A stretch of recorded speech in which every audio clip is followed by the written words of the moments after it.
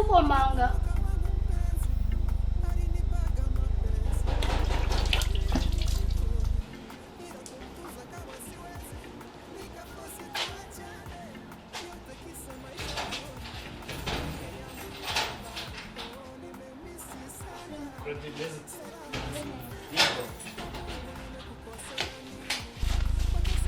Uri guteka? Hano ko mutinda guteka. Kabazanira gateka. Oya nta kibazo usigiye banicariye hasi ari kwirembo mamicaye usubona nebe zihore neza abakire. Meze utese? Meze neza. Cyane. Yenteka gafiriti. Yego. Agaragara. Ari mukunda kurya aya masaha? Cyane guteka. Teka pe none se warumeze ute? Nari meze neza. Kodena wanje. Warumeze ute wowe? Nanjye meze neza. Ako hano mukunda ibitoki. Byatari hano bikundira agafiriti k'ibitoki buriya. Ukunda guteka agafiriti k'igitoki? Cyane. Ukunda kurya ifiriti? Cyane. Kandi mu buri saa sita biba byahiye. Byahiye neza kare. Ngiye kujya noneho urumva gusura we saa sita. Uragakunda? Gakunda agafiriti rwose. Ubwo se waba hari? Urayikunda se? Urayikunda? Ntabwo urayica Bigiye gushya bose. kandi mbona ari byo kiri kubihata. Hari hasigaye kano gafiriti. Sose yabonetse se? Yego yahiye. Akana nako kwanditse. Ego shandi ukwita akana mbona ufite usatsi n'ubwana. Bita gute? Songo. Haguruka ndebe.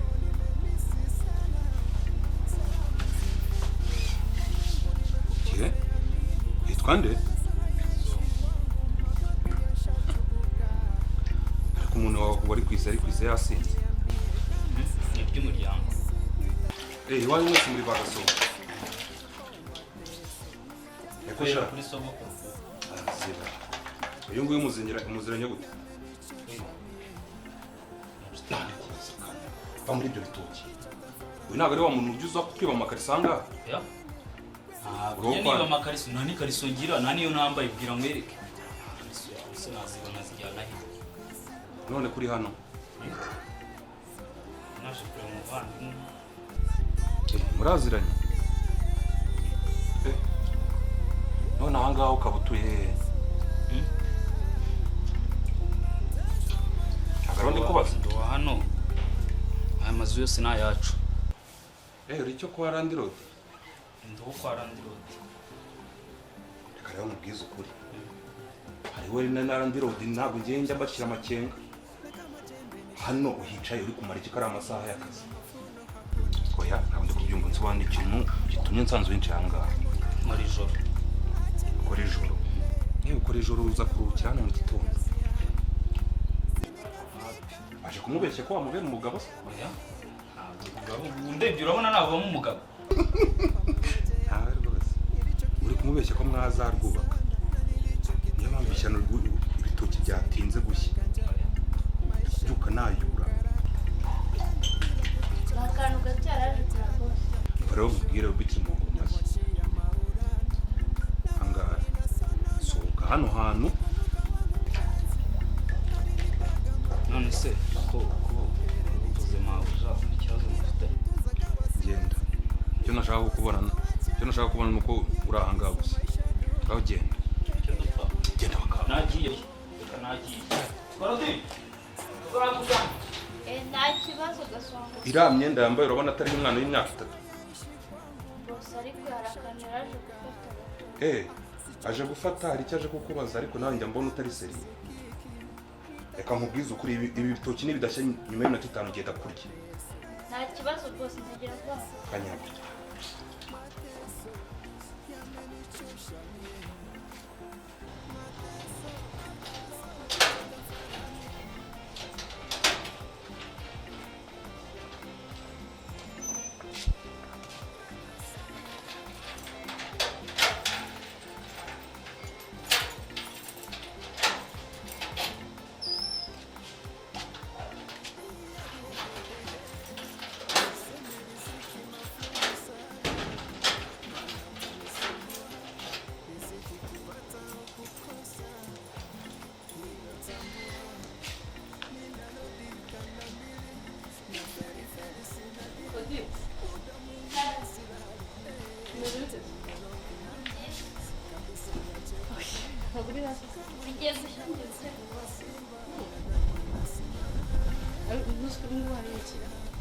Aí filho de dia, já vou de lado.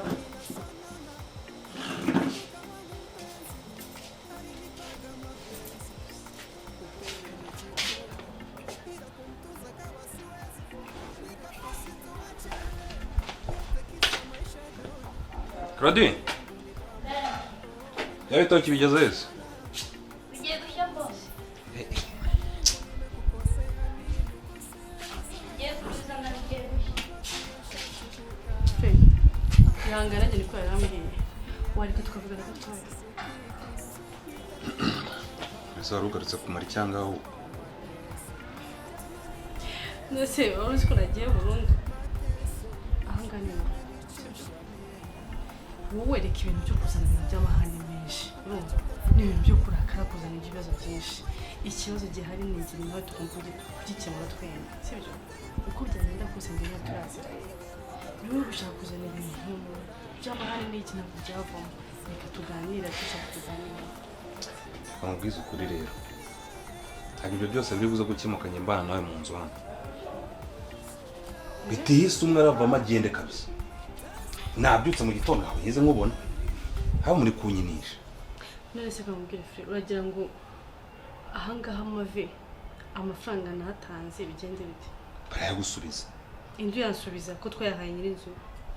Ese njye hari amafaranga wageze umwe? Nese ubwumva wo wangiye wabigenza uti? Sha. Kamubwiza ukuri. Washaka ariko hari icyo twakemura hagati yanjye nawe. Twasubira mu mateka. Ntabwo twaryama mu cyari kimwe hano mu nzu ntabwo bishoboka kabisa. Ndavamo cyangwa uvemo. Okay. Frere wowe ufite ahantu ho kujya, sibyo? Muri bugende kuko njye ntabona none njye najya. Aba bantu twabanye muri Zambia nefsasi kumbuke uje none hanga urashaka guhindura situation wambe bawo. Reka mubwize ukuri nunsubiza inyuma. Warambe mukirwa bizi. Babarire ibibazo nifitiye ndabizi. Ibyo tuvuyemo ndabizi. Uko waba joininze simbizi. Ayo mafaranga yawe bayagwereza ugende. Ugenda gake. Ako wabonye minsi ishize akavuye twateje ngaha. Nanone kuri kudatuza ngo reke twumvikana. Ago wagira ngo hari cyupfana na Landlord. Ubundi ari amategeko numvishe bayavuga warayumvishe gusa ko rukekana kubera wowe. Ni njye wavugiraga ejo cyangwa ni wowe? Ari ndu biteje. Ntabwo nari nitaye neza nimereye neza. Ese wagira ikintu byo gutongera tukaganira twitonze ubundi. Kasimoka cyemana. Si bazura. Sanzagiye wawe niho hari amahoro wapi banyica. Nzaji mageragere se. Aho bose zurajya kubera iki? Kubera wowe? Mani ndagerageza kugukwepa wowe buri gihe. Nise nta kuntu twakoresha ibintu. Ukirengagiza ko twabanye, twize dukunda naho tukabana mu nzu amahoro. Ntiwanje bose. Kumvura ngiye ngo twaye icyo. Claudine wakavura umuheto icyo gitoki aya masaha magaza hangaha urambye ngugiye kwarura uracyari kwarura. Amiza na boss. Bambebaho. Umva nakanye mfitanye nawe. Reka. None se basi nta kuntu twareba bagenzi bacu bakara ko baganira bakariba igikwiye gukorwa. Umva ibiri kumbwira n'inzara mfite kano kanya na Claudine nimbe banamubonanye mu kanya hanga. Boss byari birangiye. Kanya. Urusanda ruri. Umva. Ndenda ngo ndi kuve muri inzu. Hano byanganira. Nimba Landlord cy'umupfana. Numbeje asa nkaho kuvugira nako nabone. Asufu umutagwa reka twana amahoro. Ntabwo bizakunda. ngutwaye iki ko nazo ino rasi yose ari amafaranga y'isharinga aho ko nabonye ubizi utese ko ntabwo tanze cyane iyo ntabona nakubonye hano mu gitondo none se kugenda ntabwo bishobora kuba nagenda nasize amafaranga ikibazo ni icyo ngicyo cyangwa ikibazo ni ukumbura mu maso yawe gusa ako se sha usigaye ngerera ibitoki 1 2 3 4 5 urabona ukungana ari imibu yandiye wowe sha ibitoki ngwiro kakoshyira ibitoki uko kumva abantu bazatuma mbyibuha koko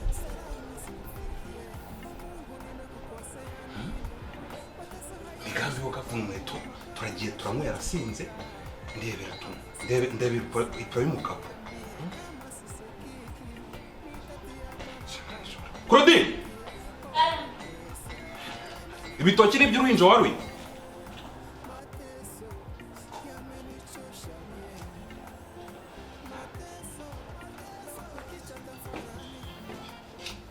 ntegereje cyane se mbabarire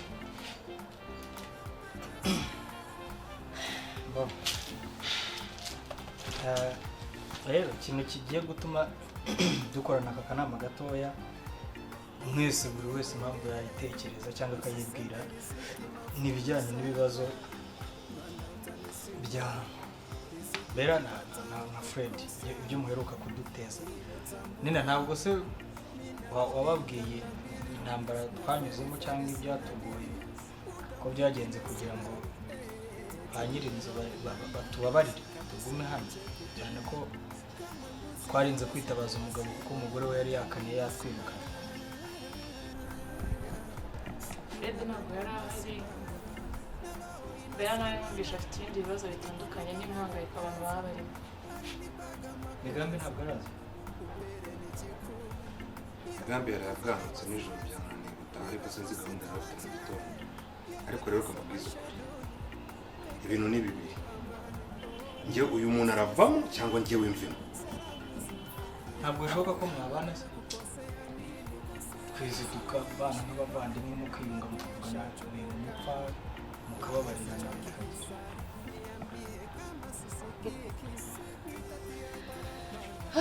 biragoye pe biragoye cyane kuko ndemba numva nta kintu njye ariko mbona Fred uvuga ngo Fred we aramutse atagize ikibazo ku bana nawe hano nta kibazo byamuteye ariko sinajya kugira ikibazo gute njye mbwira uko mbyumva Desire abantu bakundanye nari gukundana bagatandukana nabi reka ariko mbyita urumva babana mu nzu gute ubwo noneho umwe ni ukugenda birunda agasigara cyane rwose uracyari hano muri Kisaho ahubwo wose uracyari muri iki ntabwo waje wasanga Desire ibibazo twaciye mu buryo twabanye mbere ibintu byose twanyuzemo aka kanya ku munota wa nyuma n'umuntu umwe ugiye kubyica ese byerekeje ni igikinisha ahangaha ibintu by'amabanga yanyu n'ibyo bizabakora twari dusanzwe twiga ku ishuri tumubona kuki utari waratubwiye ngo ubu twari kurota ko mwakundanye ahubwo njye byaranunguye ukuntu musigaye muziranye n'abanzi banjye ubu nagira ikibazo ukabiyoberwa ko tubisangiye hano ntabwo twari tuzi ko mwakundanye rero ko natwe ntabwo twari kubikora twe twari twishimiye ibibazo hari impamvu ituma umuntu aba ahitamo kubana n'undi mu buryo runaka bakabana mu buryo bw'ibanga ibyo ntabwo tubyinjira cyane ikintu muri buze kudufasha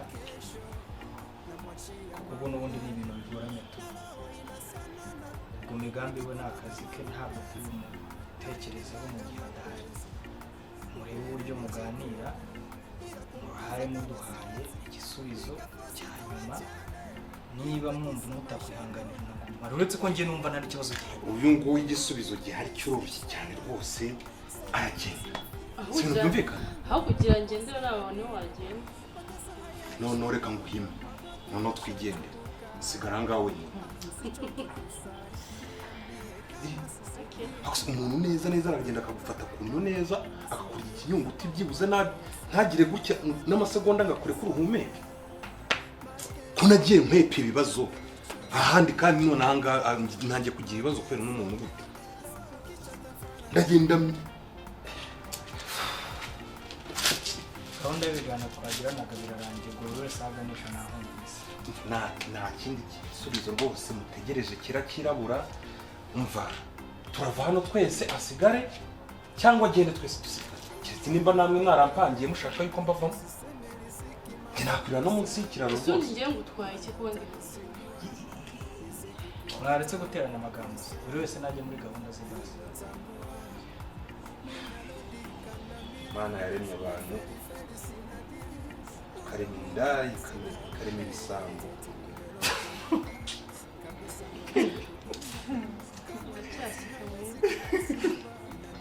muri guseka Mana wandenganuye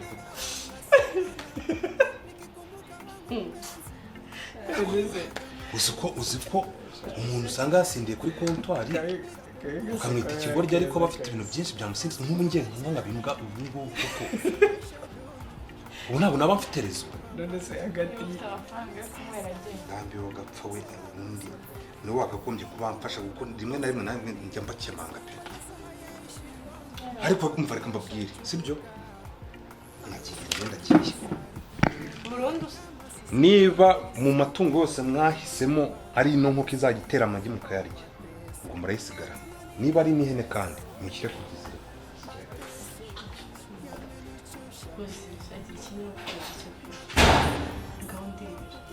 waba ufite inzozi zo kuba icyamamare mu kwandika cyangwa gukina ikinamico urashaka kuba icyamamare mu kwandika se cyangwa gukina filime ntucikwe n'aya mahirwe uzaniwe na Bright Theatre and Film School tubaha amahugurwa n'amasomo y'igihe gito ndetse warangiza kwiga tukagufasha gushaka aho ukorera ibyo wize mu buryo bwa kinyamwuga twigisha kandi gufata amashusho no kuyatunganya ari byo camera and editing ntimugire impungenge z'imisi cyangwa amasaha ndetse n'uburyo wabangikanya aya masomo yacu n'ibindi wikorera bya buri munsi kuko uzajya wiga muri weekend gusa ihutire kuduhamagara cyangwa kutwandikira kuri nomero ya telefone ubona kuri ekara yawe maze utangirane n'abandi Bright Theatre and Film School turagufasha gukabya inzozi zawe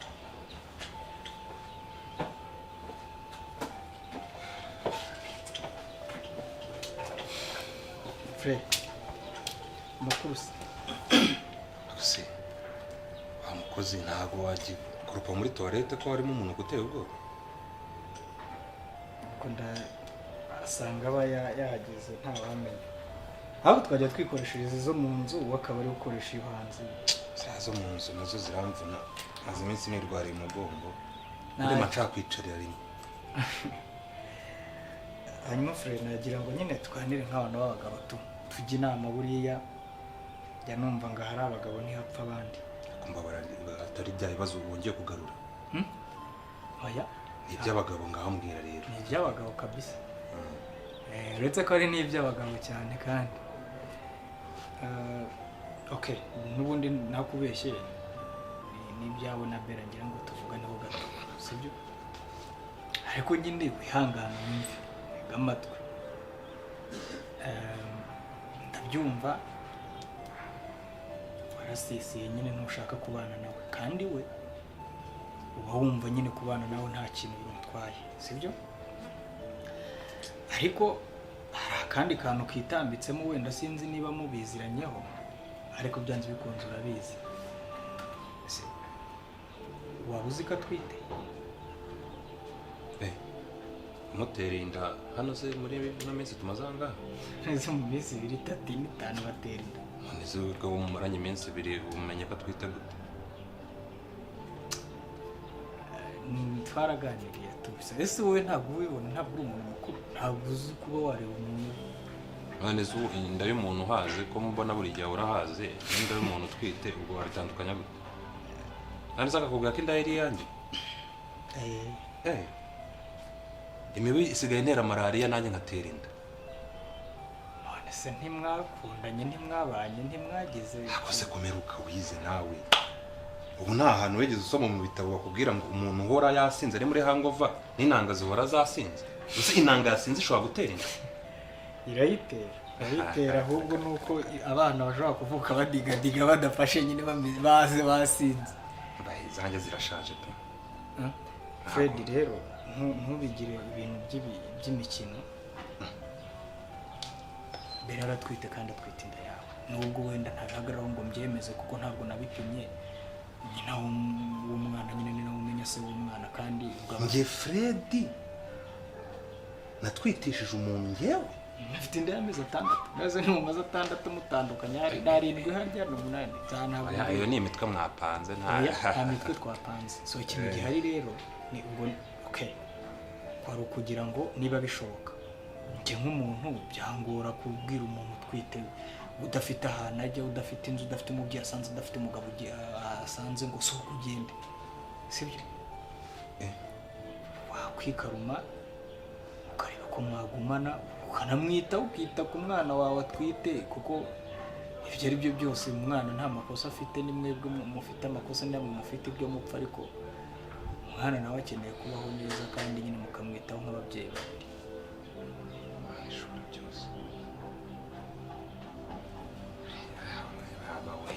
bawe afise ko maze iminsi nigera no mu rusengero nkabwira Imana wanyumvishije Imana iri kugenda inyumvisha ibibazo noneho aho biva bikagira koko ndetse ntabwo uzongera uganire nawe neza ashobora kukubwira ko atari yanjye yewe icyo nagira ngo musabe mufashe nk'umuntu wenda ntumufashe nk'umugore wawe umufashe nk'uko n'ubundi hari umuntu ushobora kuza kugutakira akubwira ngo nta mazi yo kunywa ukayamuha umuntu ushobora kuza kukubwira ngo dore nta epfo na ruguru mfite mfasha mureke ari hano ureke kumusiragira ureke kumutuka ntabwo yaba hano ntabwo yaba hano mana w'Imana yakuse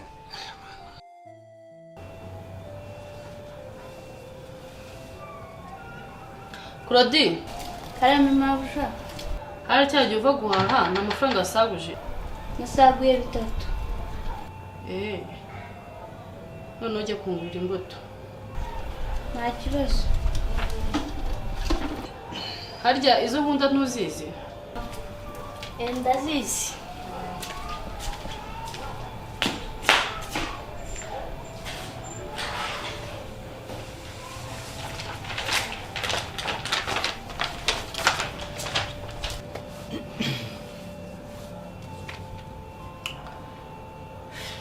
Yabenze ndakumva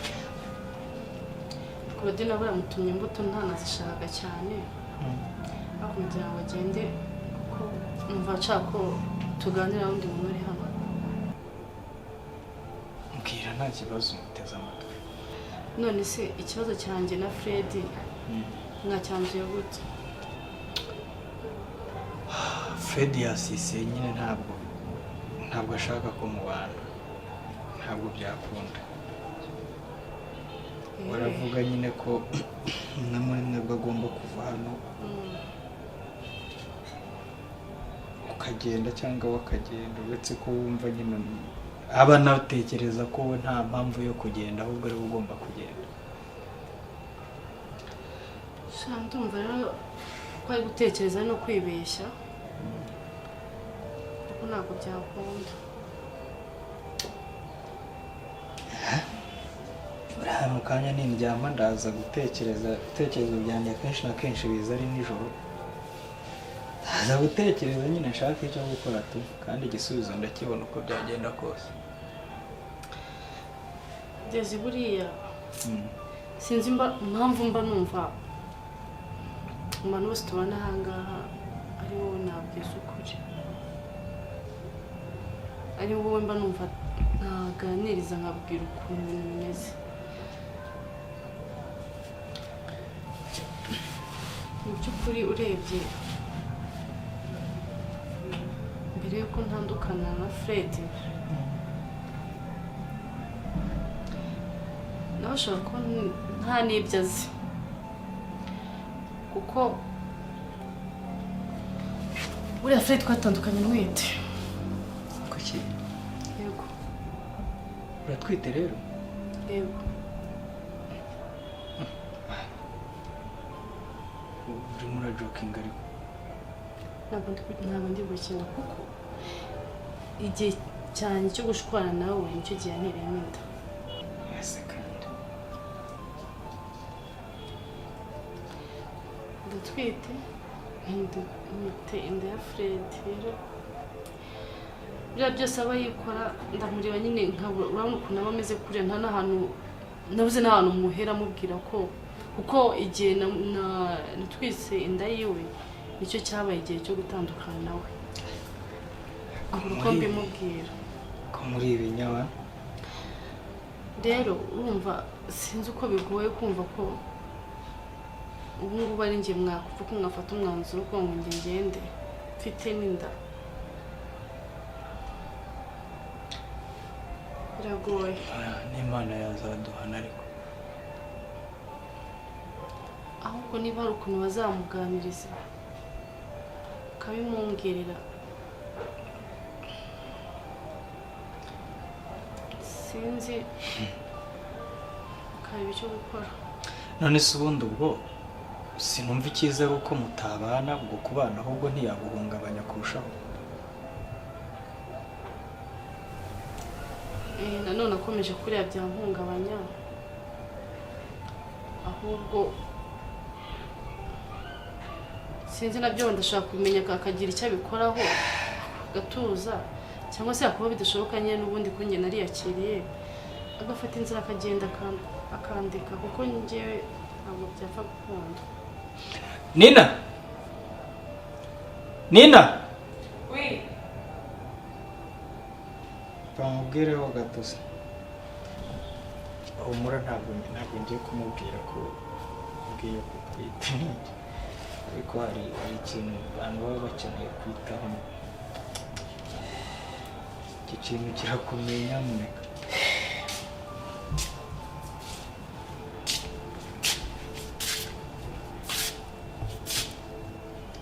Musigaye mura mu nama z'urugaga.